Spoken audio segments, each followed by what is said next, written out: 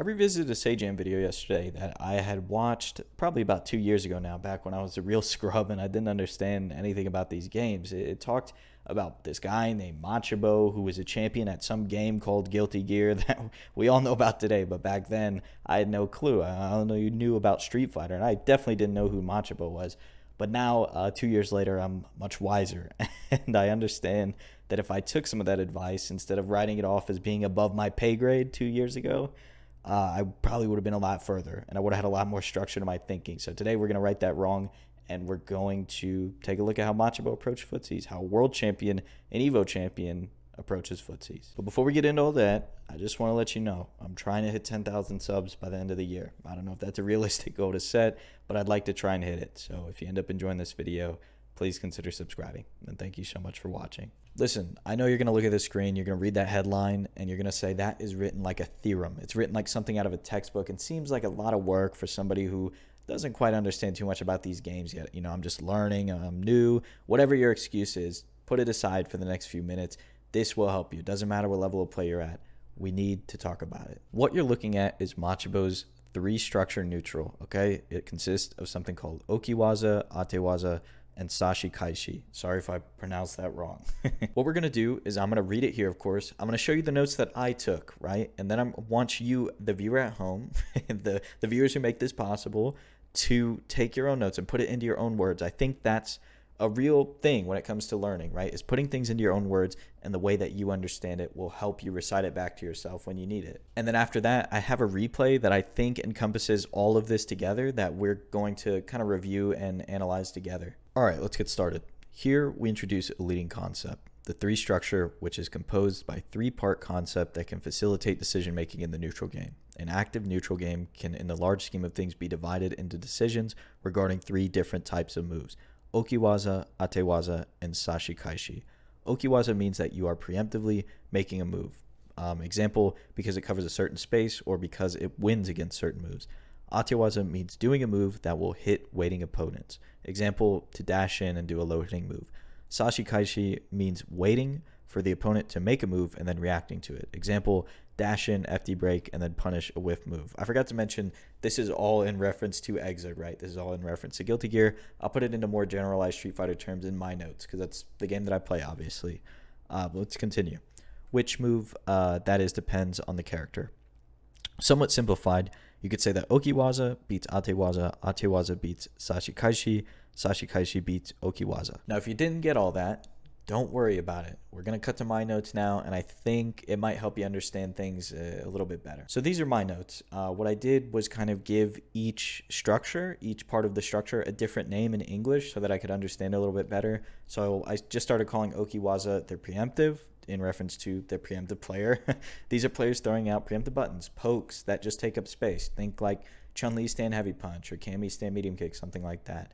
The second one, Atewaza, I just renamed to aggressive. These are aggressive players that are trying to hit people that are waiting to react to things. They're just dashing up. They're doing like crouch medium kick, or if they think you're standing still, they're just going to dash up and grab you or command grab you, something like that. And then Sashi Kaishi is the expecting player, you know, somebody just sitting, waiting for something to happen, waiting for a move that they think is coming. At the bottom there, you can see I've rewritten how the rock, paper, scissors kind of works. Okiwaza, the preemptive player, will beat the aggressive player, Atewaza, which means throwing out pokes and just taking up space will stop the aggressive player from just running in at you like they want to.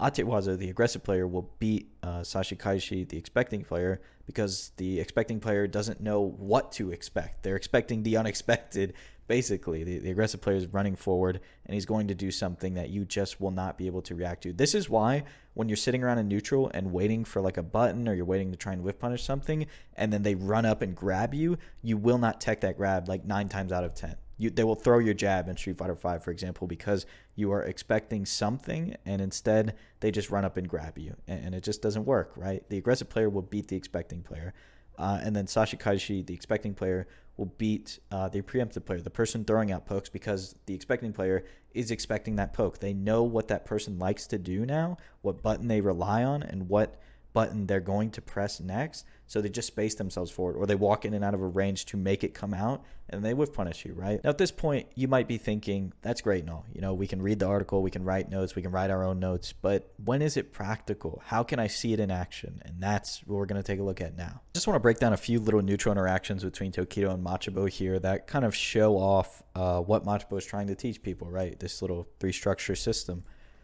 and how fast the roles can change.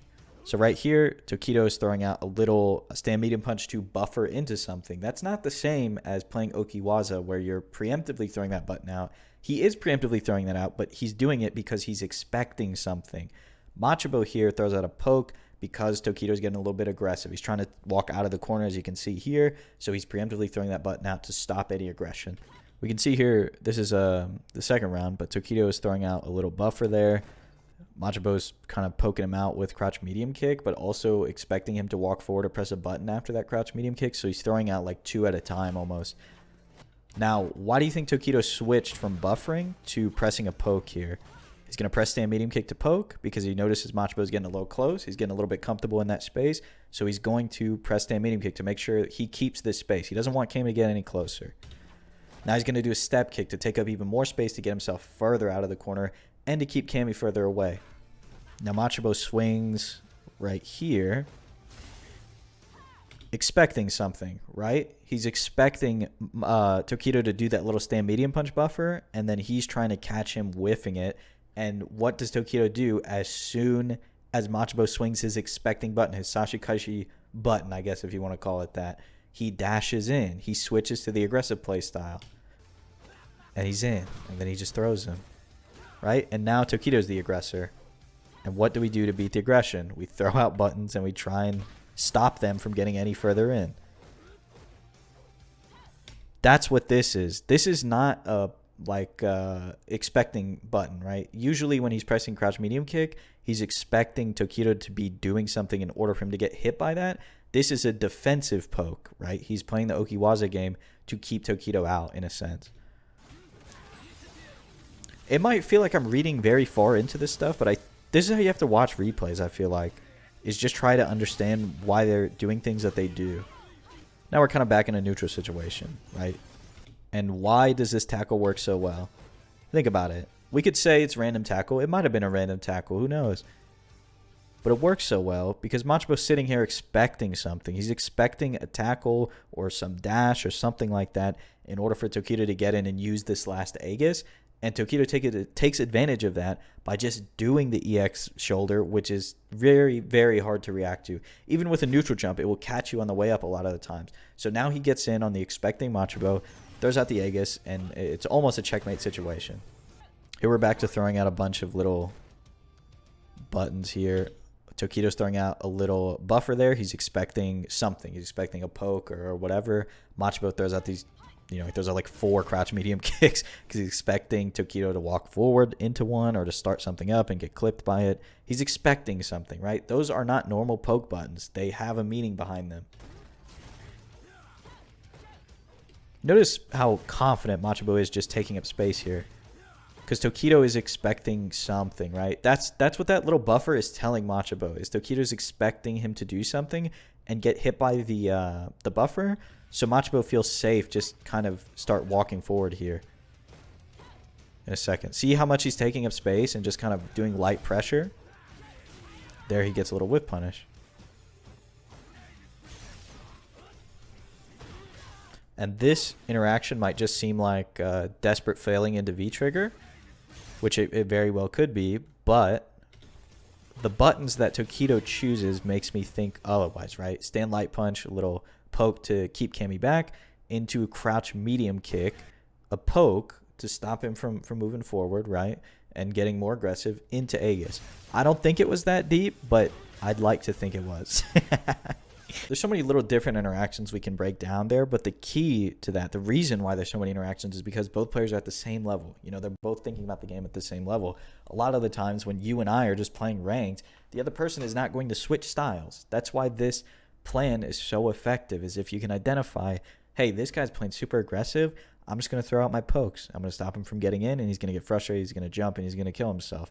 That's why it's so effective. At this level, it becomes so many more mind games that we don't even know about yet. I'm not going to hold you any further. If you enjoyed this video, if it helped you out, please consider subscribing, and thank you so much for watching. I'll talk to you again very soon.